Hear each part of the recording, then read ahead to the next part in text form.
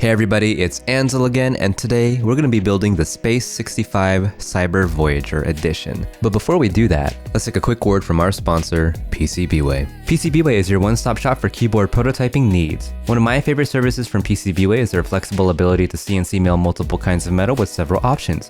For example, if you wanted a shiny backplate for a keyboard bottom, you can then choose from a variety of materials, from which I prefer stainless steel. You can then choose from a variety of finishes, from which I personally prefer electropolishing for a mirror finish. These are just a few of the things that you can do with PCBWay, so make sure to check out the link in my bio to see what you can do with them today. Now, back to the video. So before I start talking about the unboxing, I just want to mention that this is the CyberVoyager edition and not the R3 edition that everyone's talking about. This is only R2. This is also a commission for a friend, so I ended up building this board with his own preferences in mind, but again, it's still a great board, but if I'm being honest, I wish I had the clout to get protos, but whatever, this is where we're at. So immediately upon unboxing, we can see that we get a ton of tools included with the package. This is pretty typical of anything that comes from Gray Studios. We get things like a screwdriver, the bit, we get the screws, the feet, and that little magnetic attachment piece that goes on the corner of the keyboard. And it's all so nice that it all comes with this and makes the entire build experience so painless. Now this version of the board was bought aftermarket and it comes with two PCBs, which is really nice, but we only have one plate, so whatever. But the PCB itself is really pretty, no daughter board, bit of a bummer, but it is top mount, so I guess it's not that big of a deal. We get all the side firing RGB, which is really nice and really tasteful. And after we take a look at that, we're gonna take a look at the actual case itself, and dear Lord, it's pretty. And this carbon fiber plate is gorgeous. I know 2018 me would have loved it. But beyond that, this board is beautiful. I mean, I remember when it was released in 2018 and it was considered to be like an entry or like an affordable type board at like $350, I don't quite remember. So not exactly too expensive, but a solid price, but it maintains the uniquity of a high-end board, which is amazing. Now moving on to the actual build, we're going to be using these Akko CS Silvers. These are a fantastic gaming switch, even stock. We went with these because this was supposed to be a board that he was going to use for gaming. It originally came with the 8008 inks, but whoever had them last overlubed them to the max and it was gross. But these have a 58 gram double stage spring and they have a long pull stem for that fast actuation, so these feel super smooth and ridiculously snappy. Best part is, these things are ridiculously cheap, like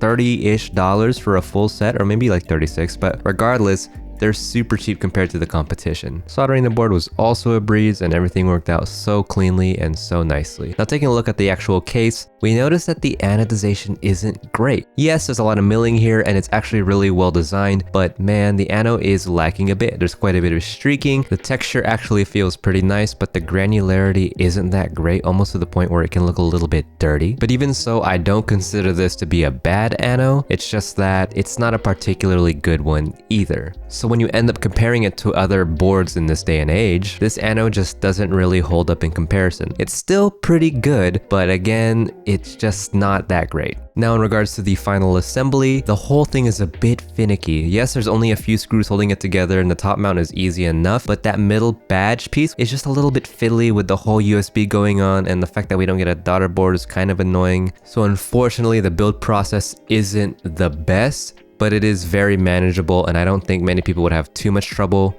Again, that middle piece is a bit finicky, but I think most people can make it work given enough patience. Finally, let's take a look at the keycaps we're going to use. We're going to go with GMK Red Devils, one of my favorite sets to date, and boy is it pretty. It's bold, the kitting is fantastic, and the Korean sub-legends are just so nice and a great change of pace after having so many Japanese sub-legend keycaps. And so, with the board now being built, let's head into a quick sound test and I'll give you my thoughts afterwards.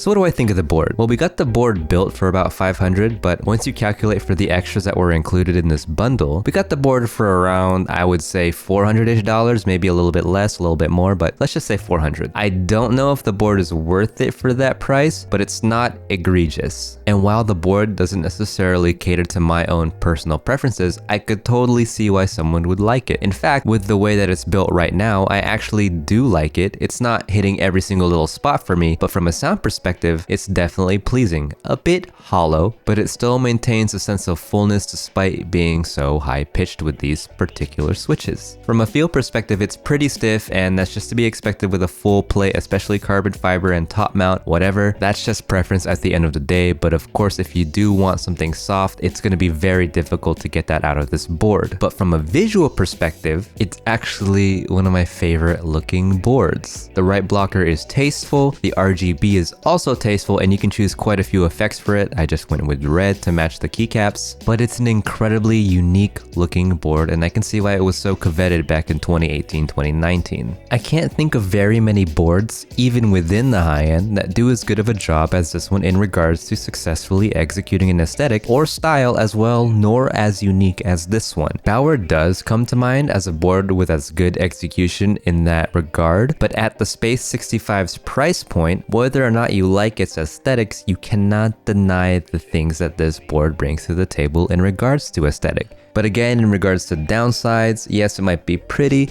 but that middle weight is kind of annoying to deal with, and the ano is just not that good on this board. These days, cheaper boards have better finishes, so it is a bit disappointing. But again, I guess I have to hold this board to the standards of its time and give it a bit of a pass for that one, but again, it is kind of annoying. I'm sure, however, with the R3 of this board, all the things that I have mentioned are kind of fixed, and I can't really imagine that newer version of this board being any worse in any way possible. So if you have the cash and you really want a board like this, go for R3 if you can. Yes, I know the GB has ended, but it is inevitable that some will end up on the aftermarket or as extras. It'll be difficult, but I think for the price, it's definitely not a bad buy. Yes, a bit pricey, but again, it has been improved on in every single way possible.